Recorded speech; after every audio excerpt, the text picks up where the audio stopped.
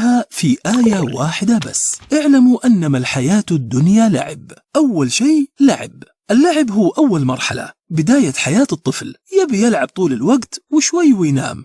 ثاني شيء ولهو، يكبر شوي ويصير اللعب ما يكفي، تجيه شهوة جديدة اسمها اللهو. واللهو أي شيء ممتع بالحياة وغالبا ما منه فائدة، مثل يجلس 10 ساعات ماسك الجوال يطالع باليوتيوب والتيك توك.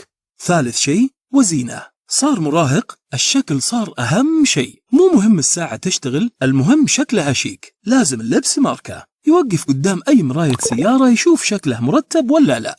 قلت لك الشكل أهم شيء. رابع شيء وتفاخر بينكم. كبر شوي وصار يفتخر بإنجازاته، شوفوا أنا الأول على الدفعة، من أفضل 40 شخص في المجال الفلاني، أشتغل في أحسن مكان، خريج جامعة كذا. شكلها من برا مبهر، لكن بالحقيقة ما تسوى شيء بالآخرة إذا دخلها كبر ومنه. خامس شيء وتكاثر في الأموال والأولاد. كبر أكثر وصار يقول شوفوا عندي عيال كثير وفلوس كثير وصرت رئيس مؤسسة كذا. هذا كان الجزء الأول من الآية، لعب ولهو وزينة وتفاخر بينكم وتكاثر في الأموال والأولاد. الجزء الثاني ربنا يضرب لنا مثل يوضح حقيقة الحياة في قوله تعالى كمثل غيث أعجب الكفار نباته، يعني أن الحياة مثل المطر الجميل، الغيث إذا نزل طلع زرع أخضر صغير وحلو والمزارع يفرح فيه. كلمة الكفار هنا يقصد فيها المزارع اللي يغطي البذرة، يعني يدفنها في الأرض، ثم يهيج يكبر الزرع ويصير طويل وأخضر والثمر يطلع ويصير جاهز للحصاد.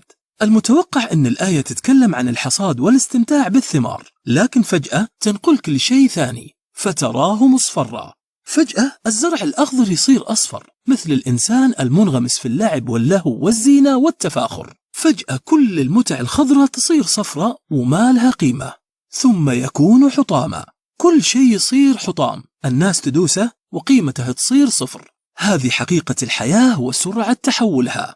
الجزء الثالث من الآية الإنسان ينصدم أن يوم القيامة جاء بسرعة وما في إلا خيارين، وفي الآخرة عذاب شديد أو ومغفرة من الله ورضوان. إما تكون من أهل العذاب أو من أهل المغفرة والرضوان، وقتها يعرف الإنسان الحقيقة، وما الحياة الدنيا إلا متاع الغرور. طيب إذا هذه هي الحقيقة وش المفروض نسوي؟ الإجابة في الآية اللي بعدها مباشرة، سابقوا إلى مغفرة من ربكم وجنة عرضها كعرض السماء والأرض أعدت للذين آمنوا بالله ورسله.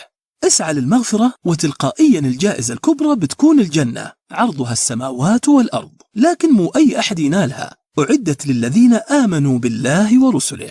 ركز، أعدت لمين؟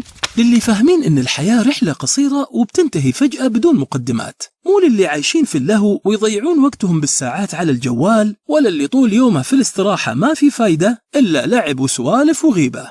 ملخص الكلام، حاول تبتعد عن اللعب واللهو والزينة والتفاخر والتكاثر في الأموال، وابتعد عن حب الدنيا اللي مثل زرع كان أخضر وفجأة صار أصفر ما له أي قيمة. لو عجبك الفيديو لا تنسى اللايك والشير واكتب رأيك في التعليقات.